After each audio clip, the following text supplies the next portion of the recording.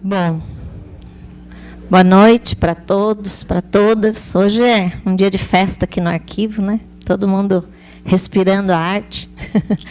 Temos aqui várias coisas bacanas acontecendo dentro desse bate-papo cultural com o professor Eduardo, que também fala da arte, né?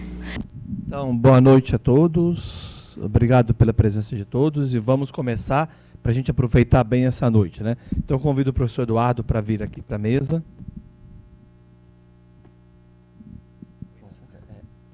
Então, o bate-papo cultural, ele é feito assim, o convidado fala 15 a 20 minutos para provocar, então ele começa o tema bem nesse sentido de provocação, e depois a conversa é nossa.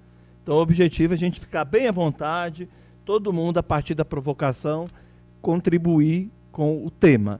O professor Eduardo, ele é professor da Universidade Federal do Rio Grande do Norte, trabalha com filosofia da arte, vem pesquisando esse tema. Ele vai falar mais especificamente o que ele está trabalhando nas pesquisas, aí, nos estudos sobre filosofia da arte, e ele é de naturalidade argentina, né? Nasceu em Bahia Blanca. Bahia Blanca. É, da Argentina, mas já está no Brasil há muitos anos, né? Então nós temos hoje o prazer, né, a alegria de poder desfrutar desse trabalho de reflexão que ele vem desenvolvendo. Então eu já passo a palavra para ele começar a provocação e a gente aproveitar ao máximo esse tempo, a presença dele aqui conosco. Bom, boa noite a todos. Vou falar algumas sobre tonterias para que se habituen a este sotaque que tenho. Não faz nem tanto tempo assim que eu moro no Brasil, mas provavelmente vocês estão habituados a ouvir futbolistas argentinos falando dos nossos triunfos, e então estão habituados a que falar. Então, eu vou falar, sou filósofo, eu acredito piamente que sempre falo com claridade, sim, que sou simples, mas a verdade é que a minha mulher diz que eu sou muito complicado e que ninguém me entende. Vou tentar fazer um esforço para aproximar-me de todos, porque não necessariamente a estas horas todo mundo é filósofo. Vou falar... Obrigado. Vou falar da arte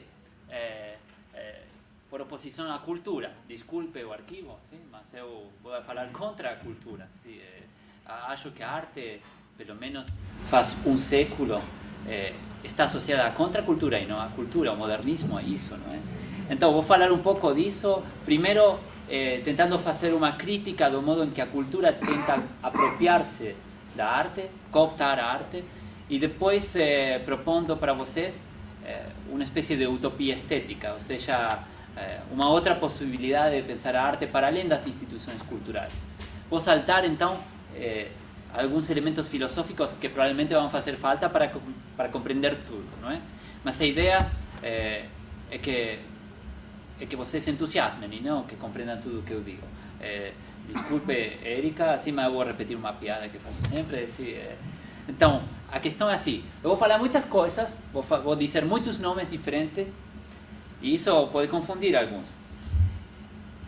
O único que vocês não devem fazer é prestar atenção. Sim, se vocês prestam atenção, não vão compreender nada. Sim, ninguém pode prestar atenção a tudo, não é? Os homens me compreendem porque quando as suas mulheres falam, sim, pronto, pegam aquilo que é importante, sei lá, comprar alguma coisa, a cerveja no supermercado e deixam cair o resto. Então, vocês não prestem atenção, não sejam civis, não se comportem como seres humanos, se bem comportados, não, comportem-se como animais. Os animais não prestam atenção. Os animais estão à espreita, sim? E quando surge algo que é do interesse deles, um osso, um rato, aí é que acordam e vão detrás da presa e a levam para a sua toca. Então você fiquem à espreita, tá bom? Bom, olha, eu não sei se vocês sabem o que é o modernismo. Eu não sei muito claramente o que é o modernismo. Também não sei se é uma categoria que preste, ou seja, se é uma categoria que serve para definir o que aconteceu entre o final do século XIX e o princípio do século XX. Mas certamente o modernismo marcou um ponto de inflexão no modo em que nós fazemos, vemos e pensamos a arte. De uma forma muito geral, desculpe se algum professor de história da arte, mas vou dizer uma coisa muito geral, o modernismo mudou a perspectiva en que os artistas, os críticos e o público tiñan de identificar a arte. A partir do modernismo, do que se trata é de questionar, ¿sí?, a tradición, de colocarla en causa, ¿sí?, de partir tudo. Porém, e contra as melhores intenções de artistas, críticos e público, os criterios vigentes da arte pré-modernista iban a tentar resistir a toda costa de abandonar o campo de batalla. Como? Apelando a uma espécie de religiosidade. ¿Sí? A arte que já estava feita, a arte pré-modernista, iba a tentar atribuirse uma espécie de valor sagrado, como se dissesse, olha, amigos, ¿sí?, no é necessário criar nada, a arte já está feita. ¿Sí? É esta que está aqui nos museus. Para que vocês se façam só uma ideia, quando se criaram os primeiros museus, depois da Revolução Francesa, depois de que Napoleão regressara com as obras que tinha roubado, o museu, o Louvre, ¿sí?, a primeira versão do Louvre tinha 2 andares. ¿Sí? No andar de embaixo estava a arte clássica, e essa arte era considerada a verdadeira arte. E no andar de cima estava, ¿sí?, as obras do romantismo, e aquilo era considerado uma tentativa de imitação, ¿sí?, não muito interessante, para que você compreenda. E de fato, então, entre as aspirações do modernismo a queimar tudo, agora vamos ver por quê, e as tentativas dos critérios vigentes a reafirmar uma certa religiosidade, uma certa sacralidade da arte do passado, da arte grega, da arte medieval e tal, a uma espécie de luta, de trava. Para que vocês façam uma ideia disso, eu vou ler para vocês um fragmento de uma comédia de Bernard Shaw, que é um autor que vocês provavelmente deviam ler no próximo final de semana, e um comentário de Jorge Luis Borges, para que vocês vejam o espírito do modernismo, não é? E o longe que vocês todos estão do modernismo. ¿Sí? Vocês e eu, provavelmente. ¿Sí? É um fragmento de uma obra que se chama César e Cleópatra. É assim. Desculpe, eu vou ter que fazer um pouco de teatro, então vou tirar o casaco. Agora começa a ficar interessante. César e Cleópatra. Está César a uma batalha, está no Egito, não é? Não sei se César foi visitar a Cleópatra, sei lá. Agora aparecem um monte de livros de Cleópatra vi nas livrarias. Desculpem. Então, está César aí a uma batalha, começam a lançar-se bolas de fogos, barcos, uma bola de fogo sai desviada e começa a arder na costa. E entra a correr, ¿sí?, um mensageiro, que é o tutor, ¿sí?, uma espécie de intelectual da época, é o tutor, ¿sí?, de César, entra gritando desesperado, César, este señor se llama Teodotus, disculpen el nombre, Teodotus, entra gritando y grita, César, César, está ardendo uma das 7 maravilhas do mundo, está ardendo a Biblioteca de Alexandria. Eu vou citar um fragmento para que você veja melhor. Teodotus, César, qual é o problema? César entra este cara dizendo, está quemándose a Biblioteca de Alexandria, não sei o que fariam vocês. César diz, deixa-la arder, não é? Então, Teodotus, César, uma vez em cada 100 anos, o mundo ganha um livro imortal. César, se não louvou a humanidade, eu próprio vou queimar esse livro. Teodotus, sem história, a morte colocará você lado a lado com o mais mesquinho dos soldados. César, a morte fará isso de todos modos. Não peço uma sepultura melhor. Teodotus, o que está ardendo aí é a memória da humanidade. César, deixa-la arder. É uma memória cheia de infâmias. Teodotus, você destruirá o passado? César, sim, e construirei o futuro com as suas ruínas. Isto é o modernismo. Entende? Esta é a nossa época. Em um texto de 1951, Jorge Luis Borges diz, isto somos nós, o César histórico, na minha opinião, aprovaria ou condenaria o ditame que o autor lhe atribui, mas não julgaria como nós uma anedota sacrílega. Para nós queimar livros é da ordem do sacrílego, entendem? Para os modernistas, nem aí.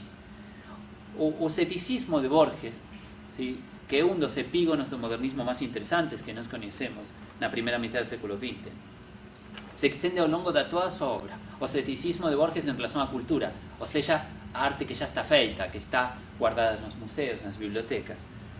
En un texto que se llama Pierre Menard, escribía: no há exercício intelectual que não seja finalmente inútil. Não há. Uma doutrina filosófica é, em princípio, uma descrição verossímil do universo. Passam os anos e é um mero capítulo, quando não um parágrafo ou um nome da história da filosofia. Na literatura, essa caducidade final é ainda mais notória. O Quixote foi, em primeiro lugar, um livro agradável. Agora é uma ocasião de brindes patrióticos, de soberba gramatical, de obscenas edições de luxo. A imortalidade em arte é uma infâmia, dizia Marinetti em 1914, mas muito mais perto de nós. Aos que, como Teódotus, falam da imortalidade das obras, da imortalidade da arte, Roberto Bolaño aconselha dar um tapa bem dado. Um tapa chamam você? Ou um estalo? Como chamam? Um tapa bem dado. A quem fala de imortalidade da arte, há que dar um tapa. Diz Bolaño, não falo de partir-lhes a cara, mas apenas de darles um tapa e depois, provavelmente, abraçá-los e confortá-los. Quando digo dar um tapa, estou pensando no caráter lenitivo de certos tapas, como esses que nos cinemas se dão aos histéricos, para que reajam e deixem de gritar e salvem as suas vidas.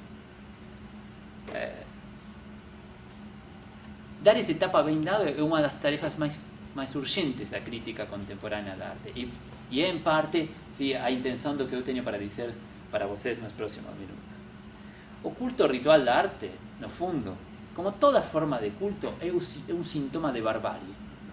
A mistificação das obras de arte, a canonização dos autores e, em última instância, a projeção de um panteão com as figuras tutelares da cultura são os sintomas mais claros dessa abdicação.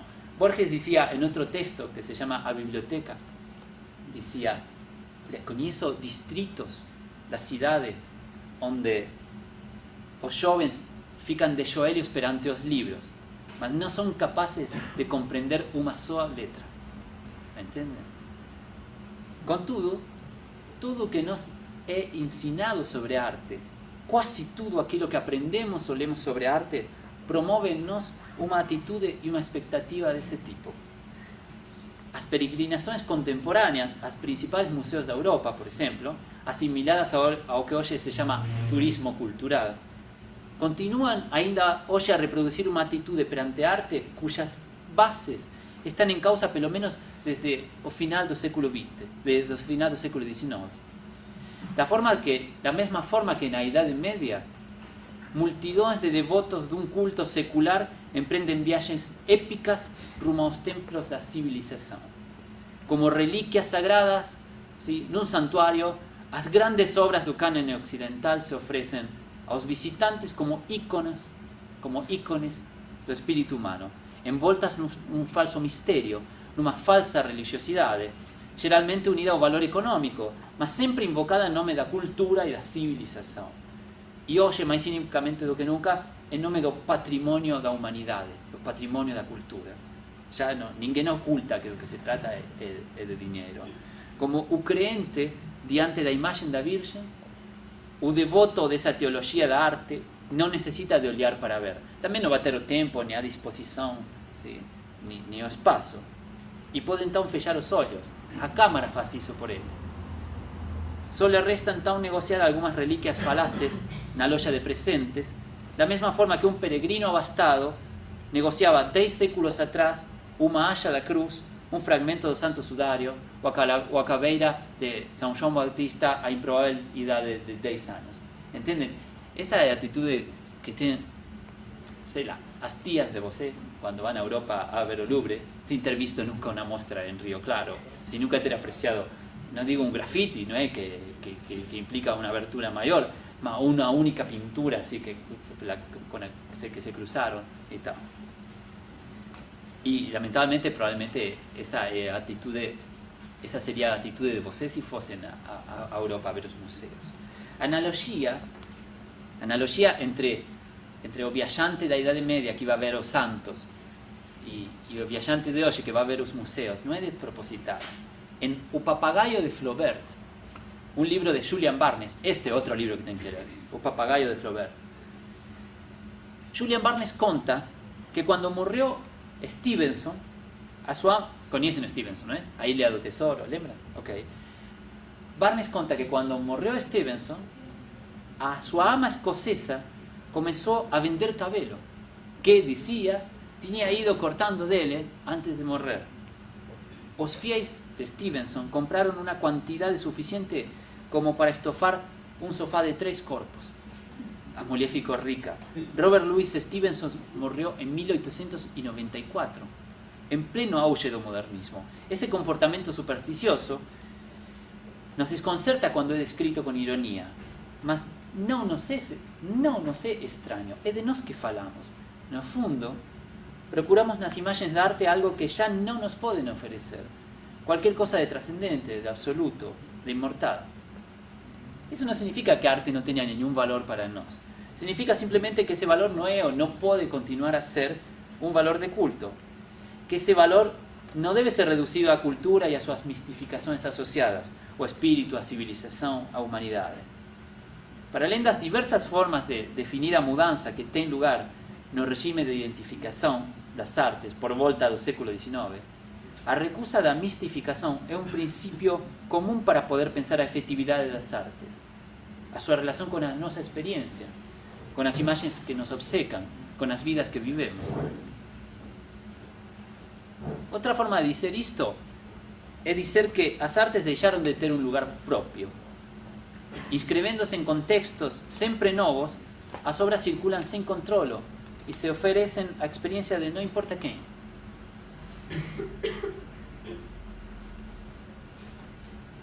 A reproductibilidad técnica, por ejemplo, a cámara o los computadores colocan las imágenes a nuestra disposición, propiciando una conexión de nuestra experiencia de arte con otras experiencias creativas, existenciales, políticas, sociales. Eso significa que las imágenes pueden ser usadas ahora por nosotros por primera vez en la historia. Claro que hace años, mas por primera vez en la historia. Eso significa que las imágenes pueden ser usadas como palabras, que podemos hablar con ellas. Mas también, según los casos, sí, con los filmes, y con los libros, y con todo el material artístico que circula. Arte aparece para nosotros a partir de ahora como un reservatorio de imágenes y de obras, de prácticas y de conceptos cuya extrapolación dos contextos particulares donde fueron elaborados y a su introducción en nuevos contextos ten por objeto auxiliarnos en la resolución de los problemas que somos nosos. Esa es la forma en que las vanguardias artísticas nos enseñaron a ver a arte, mas no só. A collage tal vez sea la práctica más inmediata que pensa esta relación entre esta relación de uso da arte como linguaje. Pego imágenes vindas de diferentes contextos y las articulo según una lógica que no es a propia. Eu no rindo culto às imágenes, no fico de joelhos perante elas, no as admiro, as utilizo para expresar algo que me importa a mí. Mas há outras prácticas para além da colagem. Vocês, quase todos vocês, conhecem uma que é bastante comum, que é instalar na casa um quadro de cortiça e ir sumando imagens da história da arte, imagens próprias, ou dos filhos, sí, e frases, articulando diversas experiencias sobre un mismo plano y por veces dando lugar a una idea. Arte, então, pode ser uma espécie de linguagem. A forma em que o modernismo nos ensinou a ver, a fazer e a pensar permite que seja assim. E, contudo, nós não fazemos uso dessa linguagem. A nossa relação com a arte continua a ser uma relação de culto. Nos rendimos culto a arte, sentimos que algo de trascendente se transmite en eso. Como decía Benjamin en 1936, o valor de culto no cede sin resistencia y los propios medios de reproducción son muchas veces colocados ao servicio da restauración de una cierta trascendencia, producindo un sucedáneo da aura da arte, isto é, colocando as obras fora da esfera da nossa ação, além da nossa capacidade de apropriação, de interpretação ou de uso. O cartão postal da Gioconda é isso. Sim? A infinita reprodução nas televisões das mesmas obras de Picasso, como se tivesse sido o único ser humano que pintou na história da humanidade. A celebração ritual da obra de Machado de Assis como si fuese o único letrado existente no Brasil, o de Saramago, de quien quer que seja, ¿entienden? A miles de exemplares. Nós podíamos recortar a obra assim, ninguém vai a cortar-se os pulsos se eu corto uma obra de Machado de Assis e a utilizo para escrever outras coisas, sim, para articular e as misturo com a obra de outros poetas. E contudo, sim, se alguém rasga um livro nosso, sim, temos um ataque de pânico. Por ejemplo, a técnica nos permite acceder fácilmente a libros de arte, con reproducciones de altísima calidad. Mas algunas veces, demasiadas veces, aquilo que as reproducciones tornan accesible, o texto que acompaña as reproducciones o torna inaccesible, inhibindo ese proceso de resignificación das experiencias estéticas a partir da nossa praxis vital. Então é como se a crítica tentasse evitar que demos sentido às obras nos nossos próprios termos. É como se o crítico se colocasse entre nós e a obra e dissera: espera, antes de olhar, tens que saber que há que ver isto, e isto antes que isto, e assim. Inclusive, então, inclusive dispondo dos meios técnicos, da liberdade necessária e dos conceitos associados, relacionar aquilo que vemos, ouvimos, lemos ou tocamos com a própria experiência continúa estando a conta daquilo que quizá fosse possível designar como utopia estética. Utopia que, sem imagens de um fim ou um objetivo a atingir, dá forma ao desejo moderno de desfazer a distância que tende a instalar-se entre o escritor e o leitor, entre o músico e o ouvinte, e assim. Isso é uma utopia ainda para nós. Mas já em 1936, essa utopia determinava a função crítica que Benjamin assinalava ao escritor: ensinar os leitores a serem escritores, ensinar os consumidores a serem produtores. A mudança que identifica Benjamin no modernismo começa pela prensa e conduz, segundo ele, um vigoroso processo de refundição que não passa apenas pelas distinções convencionais entre os gêneros, mas também entre o escritor e o poeta, entre o pesquisador e o divulgador, e também submete à revisão a própria distinção entre autor e leitor. É também essa mesma utopia que subjaz a instigante passagem que Roland Barthes propõe entre o prazer do texto e o desejo de escrever. Contra a mistificação da linguagem literária, que pretende descifrar na poesia um valor transcendente, a palavra dos deuses neste tempo sem deuses, Barthes imagina uma espécie de utopia menor, na qual os textos escritos com prazer circulariam fora de qualquer instância mercantil, sem necessidade de grande difusão, em pequenos grupos, entre amizades, constituindo nesse sentido uma verdadeira circulação do desejo de escrever e do prazer de ler, subvertendo o nefasto divórcio entre leitura e escritura. E num sentido similar, na nossa época, Jacques Rancière dirá que uma comunidade emancipada, ou seja, uma comunidade finalmente livre, é uma comunidade de narradores e de tradutores. Segundo Rancière, o trabalho poético de tradução é o princípio da emancipação, na medida em que a emancipação passa pelo apagamento da fronteira que separa aqueles que atuam e aqueles que olham, aqueles que criam e aqueles que contemplam, e assenta sobre o desconhecimento da distância embrutecedora que o especialista em arte tende a transformar em abismo radical e que só o especialista pode salvar. Nesse contexto, a emancipação estética não passa pela conquista do lugar do especialista. A questão não é que todos nós nos tornemos especialistas em arte, mas pelo amadurecimento em nós da arte de traduzir as nossas aventuras intelectuais para o uso dos outros e de contratraduzir as traduções que os outros nos apresentam a partir das nossas próprias aventuras. A arte não nos ensina nada, não nos impõe verdade alguma. A arte nos chama a aventurar-nos na selva das coisas e dos signos. Exige de nós que rearticulemos o que vemos e o que pensamos sobre o que vemos, que exerçamos o poder de associar e dissociar que nos é próprio, colocando à prova a igualdade das inteligências. Diz Rancière: ser espectador não é a condição passiva que devíamos transformar em atividade, é a nossa situação normal. Aprendemos e ensinamos, atuamos e conhecemos tão bem como espectadores que ligam em qualquer momento aquilo que ven com aquilo que viram e disseram, fizeram e sonharam. Eu leio um livro e digo, olha o que li, fala de tal coisa, e você me conta o que você leu, e depois começa a circular, não há um centro, não há um fim. O que é a literatura? Um texto de Sartre de 1948. Sartre já assinalava que a experiência estética não tem por correlato o prazer, mas a alegria. Isto é, segundo Sartre, um intenso sentimento da nossa liberdade, desse poder para agenciar e reagenciar os signos e as coisas ao qual apela qualquer obra para devir mundo, para tornar-se nosso mundo. E ainda, no espírito dessa verdadeira política da arte, Jorge Luis Borges fechava ao Pierre Menard, aquele texto que já citei antes, dizendo isto: pensar, analisar, inventar, não são atos anômalos, não são atos extraordinários, são a normal respiração da inteligência.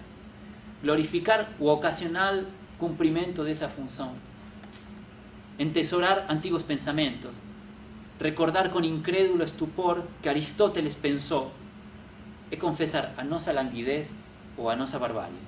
Todo homem deve ser capaz de todas as ideias, e acredito que no porvir o será.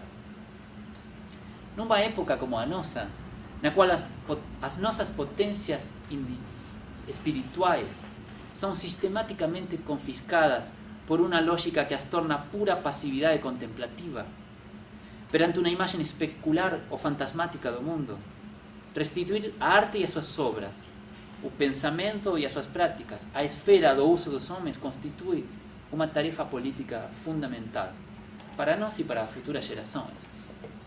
As bibliotecas não ardem tão facilmente como anelavam os modernistas. Os museus proliferam, apesar de tudo. Mas quizá nunca se tratou de queimar os livros, nem de prescindir das obras. Quizá só se tratava, para os modernistas, de compreender que a história não está fechada, que a história não se encontra fechada, mas é uma tarefa proposta à nossa liberdade, e que o mundo está essencialmente inacabado, e que está tudo por ver, por pensar e por fazer. Obrigado.